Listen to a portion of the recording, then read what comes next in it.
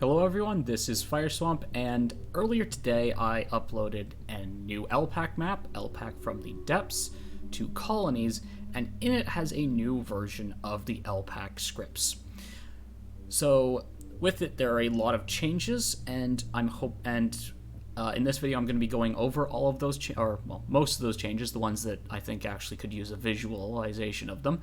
And also I'm going to be going over all of the options that mapmakers have. So one of the things I did in this script update is I made it so that mapmakers have a lot more options in how they can kind of tweak the map. There's a lot more parameters that they have access to if they know how to access them. So I'm going to show you how to access them.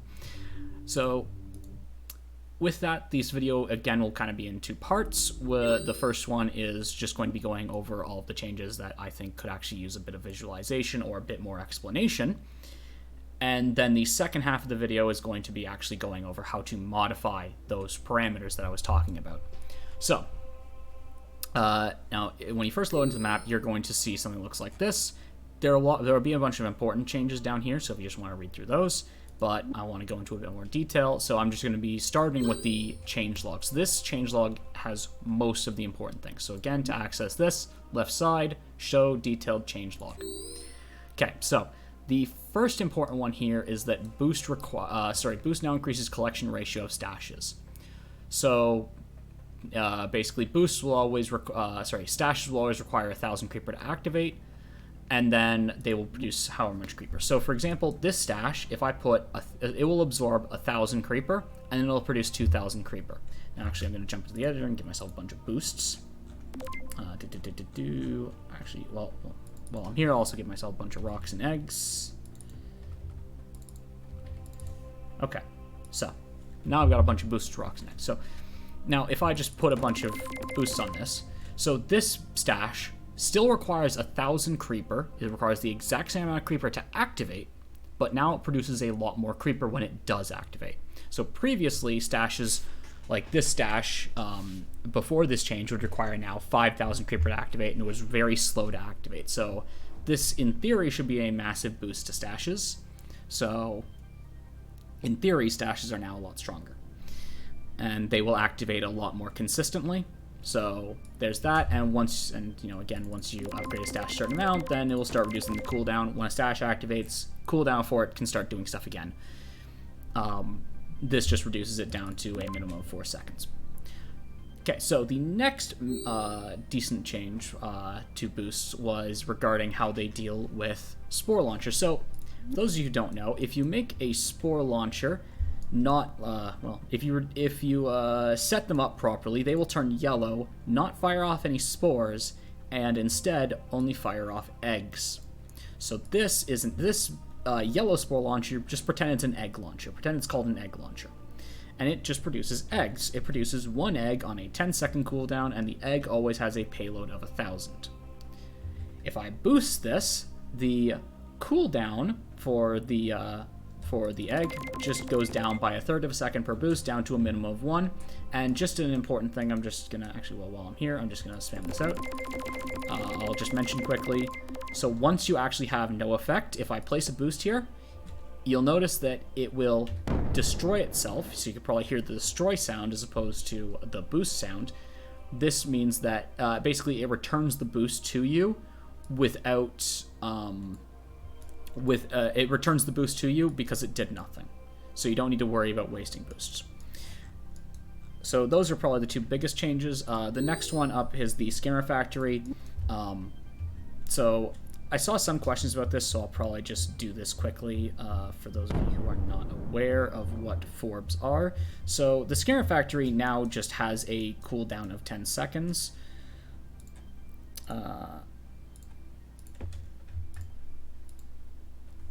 So I'm just going to give myself, so I just need to activate some mesh around here.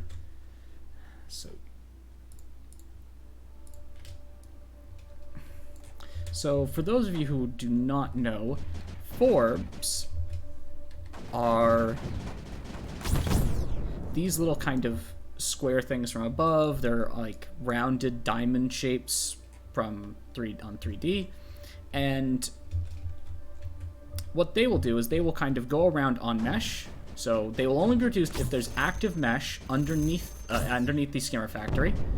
What they will do is they will throw out these kind of globules.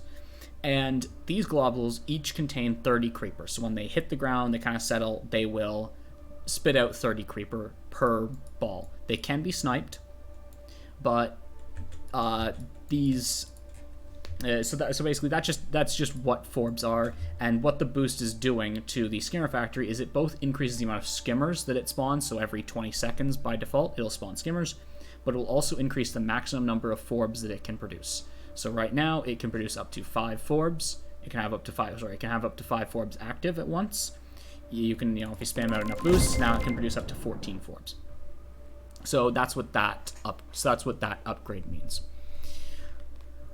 Okay, so the egg unit now creates multiple eggs per spawn if the egg payload would be above if the egg payload would be above 2100. So for those of you who are not aware, eggs produce the amount of creeper that is produced per egg has to do with how much creeper coverage is on the map. So if I detonate this egg, it will produce about 350 creeper. Now, if I then did this, actually, I'll just start with this just to really illustrate this. So then, if I place this egg here, this egg now produced. This egg now had a payload of about, I think that's 1,300, so 1,300 creeper. So that had a payload of 1,300. It scales with the amount of creeper you have on the map. However, this was capped. This was previously capped to 2,147 for technical reasons. So what I've done is that if the payload would be above 2,100, it now just produces multiple eggs. This just means that eggs kind of scale stronger into the late game, so you can more egg. So basically, you get more creeper per egg capsule, basically. So that's what that is. Rocks are now given to the player every 30 seconds, down from 45 seconds. This is self-explanatory enough, I hope. Targeting UI for rocks and boosts has been fixed to detect changes to the unit's range. What you might have noticed is that when you're placing rocks, the rock target text was wrong. What was happening is that mapmakers would change the range of rocks. Now, there's technical reasons of details, but basically, because the rock range was changed, the targeting UI script could not detect that range change, and it would incorrectly calculate what the target would be for the wrong range for the rock. It's been updated to now detect the range of rocks on load. So basically, in theory, when you first load into a map, if you do not touch the rock range, the rock target will be accurate. Short answer here: rock target should now be accurate. Okay. Next up, units can no longer be placed on contaminated terrain. I don't think this needs too much of an explanation. There is contaminated terrain. However, the kind of asterisk there assumes terrains, just because this shows up a bunch, I'll just kind of go into it in a bit of detail. So, for those of you who don't know, this shows up a few times, so I'll just mention it now. Special terrain has slots. So if you kind of notice, mesh is 6, resource 1. However, these are not set. So what's possible is I just take contaminant here, and I can just kind of say, oh, well, I'm now painting contaminant. Okay. Well, I can just edit this slot and switch this contaminant to flip breeder. And now this is flip breeder. And so what the script is actually... So our scripts cannot actually detect what special terrain is on a tile. We can only detect what special terrain slot is on a tile. So let's just switch the UI back so that we can actually read that. Basically, units no longer can be placed on contaminated terrain is the short version. If you don't care about the technical backend, that's what this means. If you actually care, if you're actually going to be messing with the stuff as a map maker, just know that special terrain slot 8 is kind of locked if you would like this. But, get to that later. So for as far as most players are concerned, units can no longer be placed on contaminated terrain, usually, unless the Mapmaker kind of does something weird. Okay, so those are all kind of the default changes. Now we get into the changes that Mapmakers can mess with. So the first of these changes is that building rocks and eggs from nullified units. So just to kind of give you an explanation of this, if I place a rock here, it won't activate because there's nothing to activate. It needs either a creeper structure in range or it needs creeper. Now, however, if I place it here, it will activate because it has a blob nest in range. Now, the question is, should a nullified unit count? And my answer to that is up to the Mapmaker. If Mapmakers want these things to count, it will by default count. So by default, I can place a rock here and it'll activate. You can change it so that these, so that this blob nest, because it's nullified, will not count. That is an option for Mapmakers, so players do not be surprised if that happens on maps. Or do be surprised because it's probably not going to happen. But just know that it could happen. Okay. So the next one, the short answer, I'll just kind of give you the effect of this is that the Spore Launcher has been buffed. Assuming that the Mapmaker doesn't change it, the Spore Launcher is buffed. It now fires every 30 seconds. Instead, it used to fire every 40 seconds, and its payload has been increased from 100 to 250. So this, the main reason I did this is that spores were kind of very weird in that they basically did nothing until they eventually overwhelmed the air defense, and then they did fairly well. What this change means is that the upped fire rate means that they will push through the air defenses a bit quicker, or they'll overwhelm the air defenses a bit quicker. And once they do push through the air defenses, they're actually quite good, having a payload of 250. So that's that. I'd toggle. So these next four options, you'll see they're labeled with asterisks. These were options that were already possible in LPAC, except for one. I'll get to that one in a second. But basically, I'm just putting them here just so that Mapmakers can really say, so I can basically say to Mapmakers, these are an option if you would like to mess with them. So the first one is it's possible for units to be blocked by anti-creeper. So if you want, like, oh, this tile has anti-creeper, you want players to not be able to place eggs on it, that's an option. This next one, prevent units from being placed in a void. This is This is actually a mistake on my part. You couldn't actually do this, and you still can't. I thought that something was an option. As it turns out, it's not possible to do that. You would actually need to go in and this option. Well, technical details. Basically, just ignore this placing units in the void. Just pretend this isn't here. Other than the fact that by default units can be placed in the void. That is, like, basically, yeah, if you just want to place rocks and eggs in the void, I hope that most people know that you can do that. Those of you who didn't know that, well, now you know. Okay, so the third option here is that the third and fourth options, actually, yeah, I'll just mention the third one. So I had already mentioned that rocks have been changed to given out every 30 seconds. Boosts and eggs are also given out. So eggs are given out every 15 seconds, boosts are given out every 30 seconds. Those values can be changed. I hope that's self-explanatory enough. Now the next one, so what it is that LPAC gave out bonus units for destroying a certain number of units, although how it calculated this meant that this didn't happen as nicely as it would ideally, like, in my opinion, how it should work. So I changed it to how I think it should work. So when you actually destroy units, it'll actually give you bonus units. And what it is that every 10 units destroyed will get you an egg, every 20 units destroyed will get you a boost and a rock. You can change these values if you want. So yes, if you would like to mess with those and give a bunch of bonus boosts for destroying units, or give those are options for you. And with that, those are all of the changes to boosts, eggs, and rocks. So Now, I'm actually going to skip the autopilot. I'm going to do the miscellaneous changes because these are the ones that are more relevant to players. So I'll go over these ones first. So arguably the biggest change to LPAC with this update is the inclusion of 2 new objectives, a nullify objective and a reclaim objective. So if you destroy all human units, so all cannons, towers, mortars, urn portal, ref lab, miners, destroy everything, you will get the nullify objective. And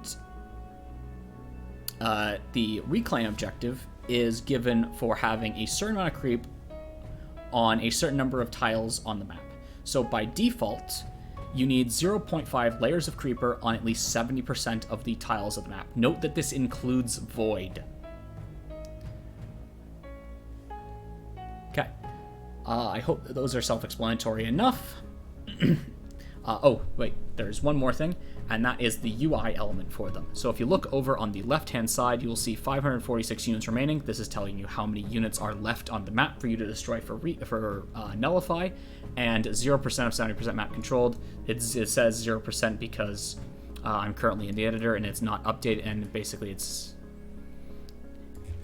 I switch over the editor, and I let the map play out. You'll see that it actually properly goes up 1, 2, 3%. But basically, this is telling you that 3% of the 70% that you need to get the reclaim objective has been fulfilled. So those should tell you the progress that you have on the new objectives. Okay, so next up, invisible mesh blocking terrain now requires modifying default settings to create. So again, there's some technical backend for this. I'll get to it in the second half of the video. But actually, no, I'll kind of give you what went down, just because I saw a lot of questions for it, so I think it's probably worth going over. So remember what I was saying about the special terrain? There's slots for it. Well, what it is that, again, we can't detect what type of special terrain is on a map. We can only detect, oh, special terrain slot, whatever. And what the mesh script did is that whenever you tried to paint mesh, it would check, oh, okay, can you place mesh because there's enough creeper? Like, okay, yeah, there's enough creeper there, place mesh. But, you know, we don't want people to be able to override, like, flip breeder or, you know, resource terrain or whatever else. So basically, if I'm trying to place mesh over here, I can't, because this is special terrain. I can't override other special terrain types. And the problem is that one of these special terrains, again, I'll blow up my UI so you can actually see this, is that one of these special terrain slots says empty. What this is this is just unassigned special terrain. So, again, if I were to paint with this, it would still apply special terrain slot 10, but what the mesh script would do is that it would kind of go, oh, there's special terrain here. It didn't care what it was. It just said there's special terrain here. I'm not going to overwrite it. And that's what caused this bug. So what I've done is I've made it so that mesh will override special terrain type 10 by default. Mapmakers can modify this if they want, if they would like to include something in special terrain slot 10 or make invisible mesh blocking terrain if they want to. Now, I'm hoping that this means that invisible mesh blocking terrain will not be made by accident, but it is possible that Mapmakers will make it by accident. So just be warned, it's possible you'll still see this. I'm hoping that you won't ever see invisible mesh blocking terrain again. So the last change that's in the miscellaneous changes has to do with the urn portal. And what it is for this is a bug that a lot of map makers don't know, is that if you have the urn portal filled, or not filled with urns, but if you had urns in the various slots of the urn portal, when you finalized a map, there's some technical details, but that I'm skipping over, but it was possible that those upgrades would never be active. Now, I can't mess with the urn portal via scripts. I can only figure out what's going on with the urn portal. I can't change anything it's doing. So what the script is doing is it's just detecting that bug, and if the bug is found, it will basically put well, not a big warning, but it'll put a warning message over the Earn portal saying, warning, some of the upgrades are non-functional. And I'm hoping that Mapmakers will see it and recognize that, oh, there's something wrong with my Earn portal, and fix it. And realistically, when they don't notice it, people who are playing the map can see warning, upgrades non-functional, and kind of go, oh, that Earn portal doesn't work, and they can factor that into their strategy. So there's that. I believe that I think that it will show up at 10 seconds if the bug is there. So, check I can't remember if it's 10 or 20 seconds, but just check the Earn portal 10 or 20 seconds in just to make sure that, because if you see that, Earn portal don't work. Okay, so those are all the miscellaneous changes. Now, the Autopilot and Autobuild changes are fairly rapid fire, because they are things that don't really affect the player. They're mostly for map makers. Go into a bit more details for these later in the video. But just for those of you who are curious what those changes are, general lag reduction is the first important one here. Now, lag is very difficult to quantify. I am hoping that this will make the game run 15 to 20% faster, just on my testing. So basically, when I was testing at 4 times speed, I would see 90 updates per second on previous maps. With this update, it was 105. So I was getting a bit over. I was getting what is that? 17% faster.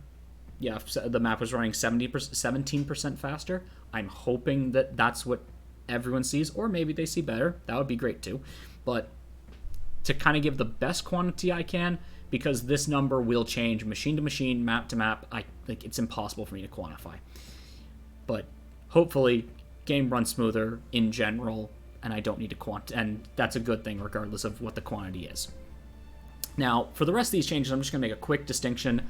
Autopilot is a script that places new units. Autobuild is a script that replaces lost units. So if this cannon over here is lost, Autobuild will rebuild it, and Autopilot will see the bunch of the creeper that killed it and kind of go can nearby to attack that creeper. So just a quick distinction on those. So now we're going to get into the actual changes for Autopilot and Autobuild. So first major change, units created by Autopilot are no longer selectable. So when those cannons are placed to deal with that creeper, you could just select them, delete them, and just be like, oh, okay, that was useful. So that's no longer possible. Let's see. Autobuild no longer rebuilds units on shattered land, so that's decaying terrain. That's the actual name for the decaying terrain. Or will also not try and build them on active mesh. Okay. So I don't think I need to explain that one. The Autobuild no longer rebuilds the Earn portals, just as technical thing quickly. Again, we couldn't mess with so I mentioned this. I can't mess with the Earn portal with scripts. So even if I rebuilt the Earn portal, even if I had Autobuild rebuild the Earn portal, I couldn't put Earns in it to actually activate any upgrades. So it's easier just to say, okay, I'm not going to bother building the Earn portal just to not cause any weird things. So yeah, it just doesn't rebuild the Earn portal. Autobuild also waits until platforms are destroyed. Until platforms are rebuilt to build any units that are lost. So you see that it was lost, and you disable edit mode so it can actually do this. You see it's actually rebuilding. Oh, for God's sake, that's okay. So you can see it's actually rebuilding the platform, and it's waiting for the platform to be done before it builds the other units. Now, these units are kind of in the platform slightly. This is purely a visual bug, and it's not something that is actually easy to fix. It's actually quite annoying to fix this. I have ways of fixing it, but it's annoying at best to fix a visual problem, and I kind of just wanted to get this map out, so gonna have to live with that, unfortunately. But so yeah, basically the Autobuild now waits until the platform is rebuilt to build the units that are in the void. Okay, so now we get into the Mapmaker optional changes. So first one, Autopilot, so keep in mind the thing that builds new units will no longer build sprayers, shields, or micro rifts. So fairly self-explanatory. The shields, sprayers, and micro rifts on the map can be rebuilt by Autobuild, but this Autopilot will not build new ones. Okay, so added a toggle to prevent Autopilot from moving shields except when placing nullifier. So basically, why this changes here is that sometimes the Autopilot script would kind of go, oh, you see these shields which are protecting the Rift Lab? Yeah, you want to know what sounds like a great idea? I'm going to take all these shields and I'm going to put them over here to defend the incoming creeper. And then what you could do is you could just egg chain to the main base, spam rocks and eggs on the Rift Lab, and just win. So this is basically cheese prevention. Now that said, it will still move shields out of the way to build a nullifier, so those are still valid targets to move if to nullify a target. So that's the only instance where shields can move. You can make it so shields can move, that is an option, but just kind of explain why that's there. It's cheese prevention. Added toggle preventing Autopilot from building a factory. So the idea here is that if you had the factory like out as a secondary objective, like over in a different corner or difficult to get to or whatever else, players could choose to go after that factory and kill it. But then Autopilot would just build a new factory over here and, like, you know, to do what? You prevented the factory from, you basically just prevented the factory from doing anything for 20 seconds maybe. Significantly less if you have the urn portal, like maybe 10 seconds. Like, it was, the factory, despite how important it is, was just so useless to take down because it would just get rebuilt. So the idea of this is that the Mapmaker can decide how difficult it is to take out the factory. This factory that I have here is slightly easier to take out the Rift Lab because it has slightly less defenses around it, and it's kind of at the, it's not in the middle of a bunch of shields, it's kind of on the outside of the shields. You can kind of push in with it. So that's kind of the idea, is that the Mapmaker can decide how difficult it is to access the factory to destroy it because of how important the factory is for shields, for missiles, for sprayers, and for some people who switch airships to liftic. So yeah, basically the Mapmakers can now decide how difficult it is to get to the factory, or they can just disable this option and have the factory rebuild as it did previously. And the last option is that there is a toggle so that you can choose whether or not players can select Crazonium and walls. So if I place a bunch of Crazonium here, what you'll see is that I can select it and I can say disable AC blocking. Now, I can select this because I haven't reloaded the map. This is something that only happens when you load the map in not edit mode. So I can always select. So for right now, I can always select this. But I can select this and enable or disable AC blocking. This allows anti-creeper to flow through these shields or to not flow through these shields. By default, shields you can't select. Or sorry, yeah, walls you can't select. That's that's what the default is. You can, Mapmakers can change it if they want. Okay, so those are all of the listed changes there, and everything that I thought needed an actual, that I thought could use an actual bit of explanation behind. So now we're going to get into the second half of this video where I'm actually going to show how to modify all of these listed changes in the Mapmaker optional changes here. So the first thing I'm going to go into is the unit parameters and just kind of how to make a egg launcher. So to make an egg launcher, basically, again, for those of you who don't know, if you have edit mode enabled and the mission editor open, so if you have this menu open and you click a unit, it's replaced by all these unit parameters. So first important thing, there are 30 frames in a second, so 900 frames corresponds to 30 seconds. So that's what. So just keep that in mind with all these values. If you set the egg production interval to 0, the launcher will produce no eggs. If you set the launch interval to 0, it will produce no spores. If you set the launch interval to 0, and you set the egg production interval to, I put it to 300, you will get this spore launcher. You will get an egg launcher. You will get a yellow spore launcher that only produces eggs, And that is what the boost is actually looking for when it's trying to figure out, is this a spore launcher, is this an egg launcher? It's actually checking the launch interval, and if it's 0, it says, oh, this thing isn't producing any spores, I'm just going to mess with the egg production. So that's how that works. So again, if you would like to make an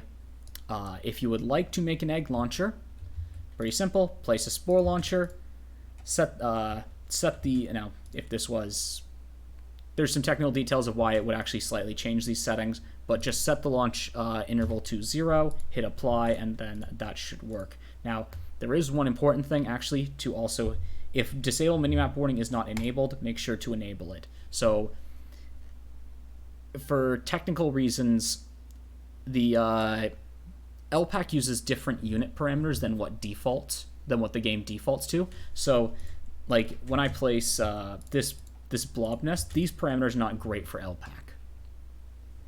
So what LPAC does is actually changes these parameters. Now it's not changing them right now for technical reasons, but it will usually change these parameters. And one of the parameters is disable minimap warning. Disable minimap warning is the thing that locks the unit so that that script cannot touch it. If you do not, if you have disable minimap warning off, the script can mess with it, and this is especially relevant for egg launchers because when you place a spore launcher, the script assumes you want to make a spore launcher, and it will give it the parameters for a spore launcher, not an egg launcher. So that's kind of the important one there. Yeah, and also when you're making an egg launcher, I usually put the production interval to 300 frames, 10 seconds. I find that if you put it too low, like it's the kind of unit which is very tightly balanced, and that very small changes to this value will actually have drastic impacts in the number of boosts, because basically, if I change this to 15, it basically means that I need like 15 seconds, then I need a lot more boosts to actually get it to the reasonable factor. If I put this a lot lower, then I need a lot fewer boosts. I would recommend this at 10 seconds, 300 frames, but again, up to you. Just I would test this and make sure that it feels right for your map. But if you need a default value, 300. Just put the egg production 300, launch interval to 0 after the LPAC script is kind of messed with it, and disable minimap warning on. Now, just a other thing is that also just make sure the egg start delay is either 300. I think the script should set it to 300. It might set it to 600. Both are fine. But just make sure the egg start delay for that is also 300, and then hit apply, and everything should be good. And also disable minimap warning, apply. So that is how you set up egg launchers. That's kind of how you set up all the units. In theory, the script will just kind of set up all the unit defaults for you except for egg launchers, so you shouldn't need to worry about it, but just if you want to mess with the settings, that's how you do it. So now we're going to get into the settings, which are in the game tab. So if you look at the bottom when I was messing with the boost, I'm just going to restart just to show this a bit more cleanly. So if you'll notice, I start with 2 boosts, 3 eggs, and 2 rocks. That is because in the bottom of the game tab, there is limit boosts 2, limit egg capsule 3, limit rocks 2. Mess with these values, and I now have 3 rocks. So that's what this is. I wouldn't touch mesh or kill mesh. If you set these to 0, I actually don't know what would happen. I haven't messed with it. I think everything should still work, but yeah, I just wouldn't even bother touching these because even at best it does nothing, at worst it breaks it. Just don't touch it. So the other thing you can change, remember how I said that the reclaim, you need 0.5 layers of creeper? This is actually where this setting is. It's kind of a bit weird, but the reclaim threshold here, this is how deep the creeper needs to be for it to count for the reclaim objective that I have there. So put that at 0.1. Now remember how the of course I forgot to change the UI scaling, but at the bottom here you saw by default you need at least 0.5 layers of creeper on. Now with this change and I hit apply, it now needs 0.1 layers. So that's how you change that. Other than that, oh yes, so when you have egg launchers, they actually do not use the same amount of creeper in an egg capsule. They will actually use whatever value is here. So if you go into the game tab, you'll find egg payload 1000. If you would like to change the payload of these spore launchers, you go into the game tab, egg payload, set it to, I don't know, 1500, hit apply, and now all eggs produced by this this egg launcher, spore launcher, whatever you want to call it, will have 1500 creeper in it as opposed to the default 1000. I don't think there's anything else important here. Oh yes, one thing that I should have done, but this was actually just a stupid mistake on my part. This was something that I flat out forgot to do because I thought that I programmed the script to do it. Please disable terraforming in decon. It's not much, but yeah, what it is that if these are enabled, then what players can do is they can like set terraform markers which actually occupy terrain. They actually block things like cannons from moving in or whatever else, and they actually block green arm other spawns. It's actually decently powerful if you know what to do with it. Just please disable these. I know that I didn't do what I say, not what I do, because I do dumb things a bunch. Okay, but with that, I think that is all of the options. That is all of the options which exist outside of the CPACK manager, I believe. So now we're going to actually look at the CPACK manager. So for those of you who do not know what the CPACK manager is or how to access it, under the mods tab, there is something called Open CPACK Manager. This will open a new window, and this is where all custom content for maps lives. So for example, we're in the Autobuild branch CPACK. So this is actually the Autobuild script. So if I go into scripts, you'll actually see rebuild.4rpl. This is the code which is running to rebuild lost units. So if this cannon over here, bottom left, gets destroyed, this is the exact code which says, oh, this cannon was destroyed, I'm going to rebuild the cannon there. So now, in terms of actually modifying the parameters that I was mentioning earlier, so I'm going to start with the units. So we'll go with egg dropper just so I can actually demonstrate this one very nicely. So the first one I had mentioned was having anti-creeper block these units. And what it is if you click the egg, so basically egg dropper is the thing which controls the egg unit. So egg dropper. And now what you should see over on the right hand side here is units and global control. Make sure you're on units. Click egg capsule. And this menu should open up. Now you want to click over on settings, basic, and then there's one parameter here, damage by anti-creeper. Hit this check mark, hit apply, and now eggs cannot be placed in anti-creeper. If you try and place them, I just realized I still had the sound off from when I was testing the platform. Apologize.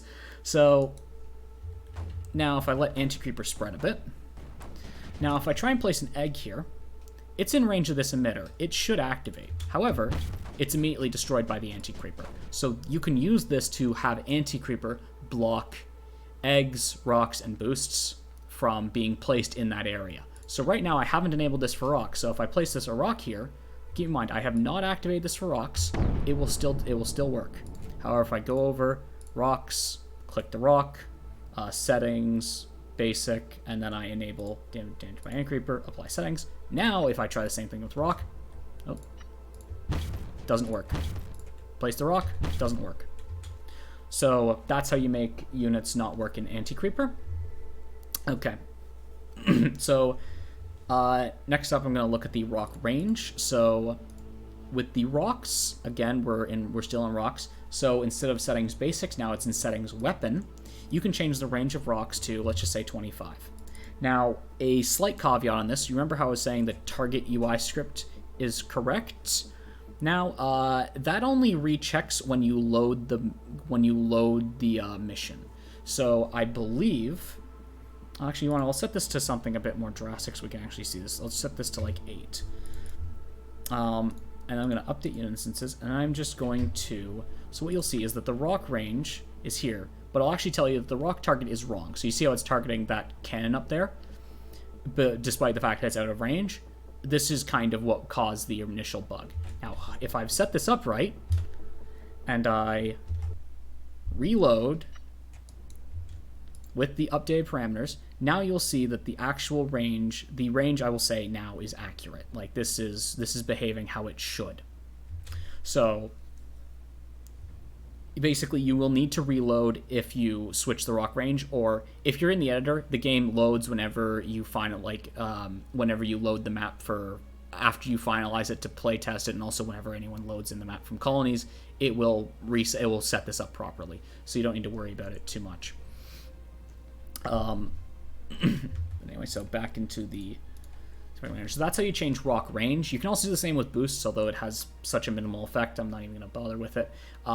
So now the next one is egg capacity. So, oh no, that's an egg. So egg droppers. Now we actually need to mess with these script values. So egg dropper. So again, we're over in units. Egg capsule, and now we need to go into scripts. And this is where the egg dropper script is. So this is the thing that actually governs how the egg unit works. So if you click settings, you'll see 3 settings here. Multi-egg.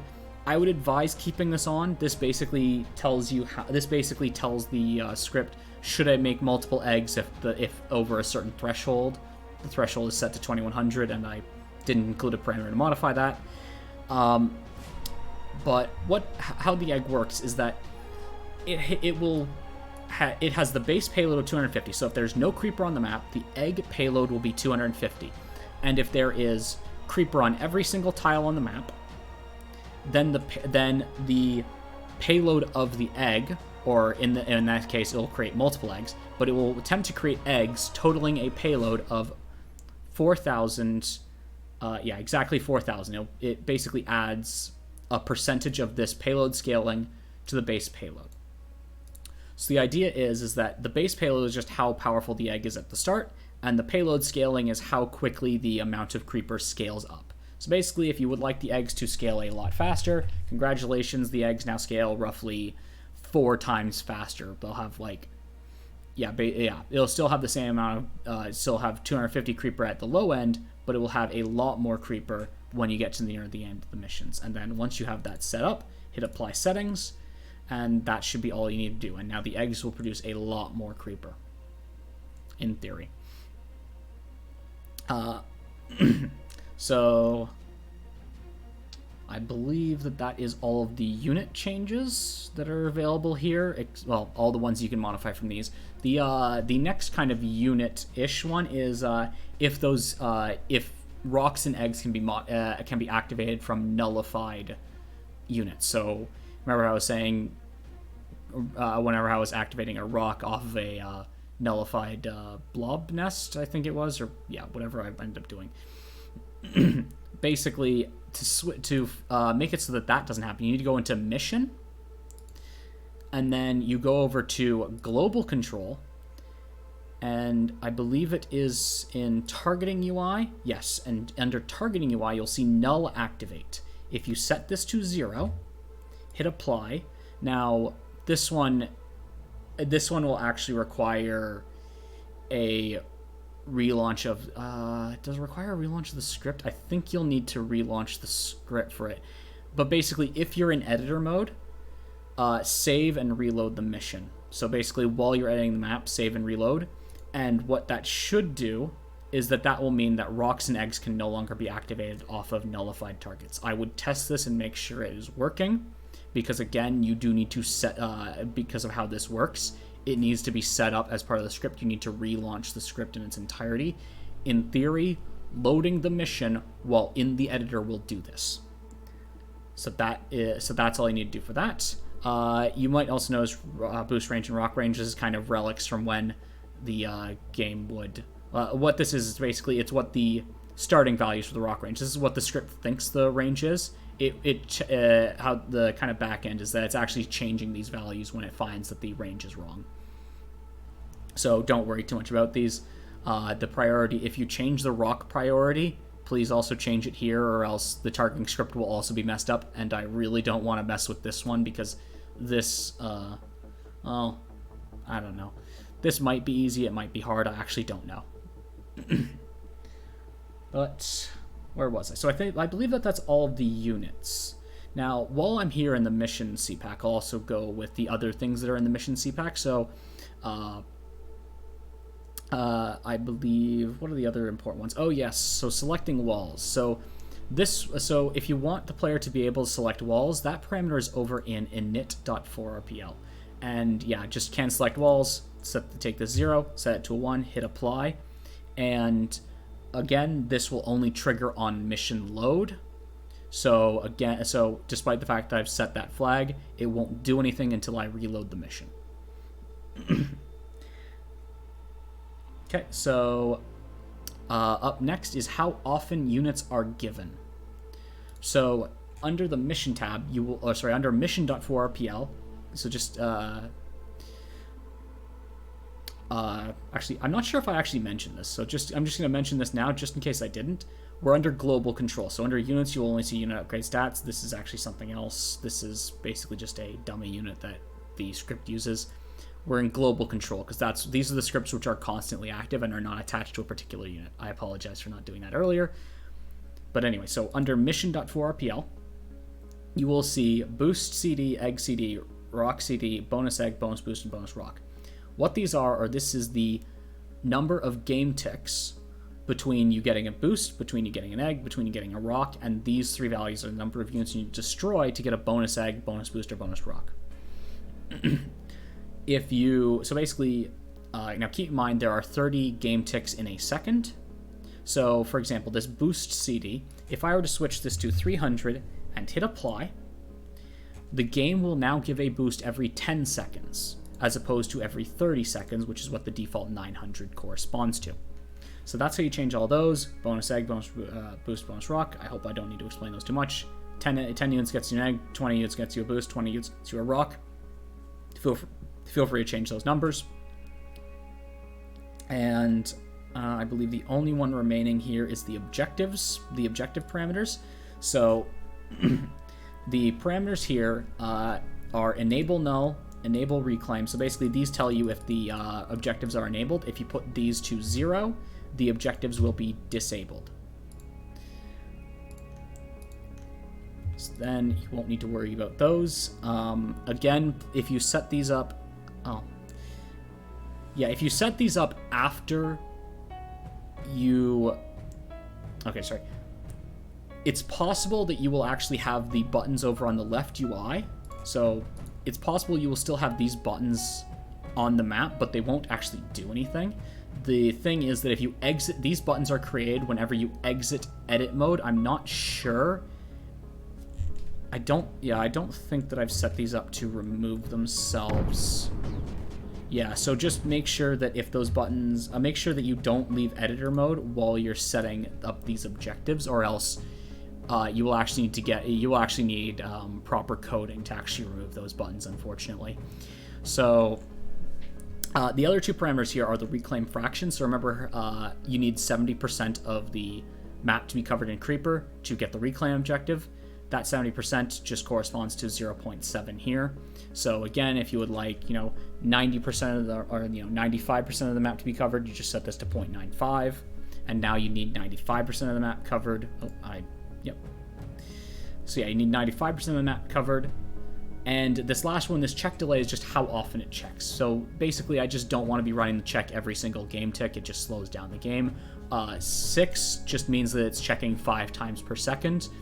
It's checking once every 6 frames, so keep in mind 30 game ticks in a second. So if I were to instead change this, so if I change the check delay to 10, then it would be checking it would be checking 3 times per second as opposed to 5. So if you would like this to be checking more often, you can reduce this number. If you, I think the performance hit is negligible even at 6. So yeah, just set that to whatever. So I just wouldn't bother touching this. It's not worth it. And I believe that is all of the important ones over in the mission CPAC. I'm just going to check through. Yeah, I covered that one. Nothing there. That's not important to mapmakers. That's important to coders. That one I went over. Nothing there. Okay. So that is where all the parameters in the mission tab are, in the mission CPAC are. So now we're going to go over to the Autopilot, which has a bunch of the Autopilot parameters. So now for this, make sure you're in global control, and actually I'll get the one that's in unit move first. So the unit move.4rpl, Shield move enabled. If you want shields to be able to move, just hit this to 1. That's it. Congratulations. Now shields can move. Okay, so that's shields moving. Now all the other ones are in the rifflab.4pl, and if you look through, there are a lot of options in here. Ignore most of these. These are kind of, half of these are kind of for coders. Now, the important ones for us, please don't touch pack mode. This is the thing which makes units unselectable. It's set to 1 so that units are so that units cannot be selectable. If you set this to 0, it will allow players to select units again. This was basically used for testing. Again, please do not touch this, or else, well, just introducing bugs to Autopilot. Now, so the first option here you'll see is Enable Factory. If you set this to 1, Autopilot will rebuild the factory wherever it damn well pleases, not just auto-build replacing the factory where it was. So that's where you can set this one, you can flag this, and everything will work out fine. Now, these next options, Max Cannon, Max Mortar, Max Sprayer, and Max Shield, these determine the maximum number of units that Autopilot can build. Keep in mind, Autobuild will build units however it feels. These are specifically the units that Autopilot will make. So this is how sprayers and shields are disabled, is just because their max is set to 0. If you would like shields, congratulations, there are now shields. If you want sprayers, it'll now build up to 20 sprayers. These are options. I mean, it still has its own logic of when it will build them, but assuming you have sufficient red on and blue-white, it will build these happily. So the next one is this the micro rift, and this one works slightly differently. So what I've done is it's not actually that the micro rift is disabled. I just made it so it won't activate until I believe it's like 8.5 hours in, and assuming that you don't actually have an in-game time of 8.5 hours, it won't be building any micro rifts. So if you would like to be building micro rifts, if you just hit this red X in a circle, it will reduce it down to 9,000. This corresponds to 5 minutes. So we'll start building micro rifts at 5 minutes. If you would like it to be building sooner, now it will be building them at 30 seconds at 900, or basically, yeah, this is just the number of game ticks. So again, divide by 30, that'll get you the value in seconds. So is there anything else with shields? I believe that is all of the options there. The only thing that remains is mesh. So if I go over to mesh, now I was mentioning about overriding special terrain type 10. So I'm just going to kind of give an example of when you would want to use this. So suppose that you had, like, you wanted to make a new type of creeper breeder that was like super powerful. There's like super creeper breeder over here. Actually, I'll do it over here just to really illustrate. Oh no, I can't place it on there. There's super creeper breeder right here, and then give me some creeper just to activate it. Okay, so then once it activates at the 30-second mark, yeah, a ton of creeper. But if I come over here with the mesh, because I haven't changed this, I can override it. And if you don't want the player to be able to override your super creeper breeder, what you need to do is under pack mesh, go under units, and there are 3 units here, and you need to do the same thing for all 3 of these units. Mesh, you need to go under scripts, mesh.4pl, settings, and set this to 0. Apply settings. Kill mesh, scripts, mesh.4pl, 0, apply. Mesh controller, settings, special terrain, 0, apply. And for this one, I think you'll actually need to hit update unit instances depending on circumstance. I would just make sure that you hit update unit instances, and then in theory, you can no longer, so if I've done this correctly, if I try and place mesh, it won't let me place on this unit. It won't let me place on this, it won't let me override this creeper breeder anymore. So that's how that works. If you would like to make a 10th special terrain slot for something, that's what this is used for. Just make sure you set the pack mesh to not override it. With that, I believe that is all of the major change. That is all of the parameters which are easy to change that don't require like you to go into the code or something. So with that, that is all for today. Oh, no, wait, no. One more important thing to Mapmakers before I sign off. And that is, whenever I was describing the default values in here, so remember when you see, by default, units are not blocked by anti-creeper, and you have like all these things like, you know, by default boost and rocket every 30 seconds, yada yada yada. I'm going to be very clear on this. These are the defaults which are set. So basically, if you go and grab the CPACks from someone else's map, you will grab all of these. You will grab all of the defaults that they have set up. So the defaults that I have described here are the ones which are in my map depths from the depths. If you go and like someone else uses these scripts to make a new LPAC map, and you grab the scripts from there, it is possible that they will be using different defaults. So just be aware of that. And don't be surprised if the sorry, don't be surprised if the parameters are not what you expected. So again, just so that it's very clear, map 4187 LPAC from the depths by Fireswamp. This is the map which will have the default. This is the map which will have the default scripts, or sorry, the defaults that I have described. So, actually, no, I'll do one more thing, just because this is kind of a popular option. I'm not sure if everyone knows how to do it. So, so how to make airships that use liftic. So, if you go into Build Airships, hit Apply, Mods, CPACK Manager.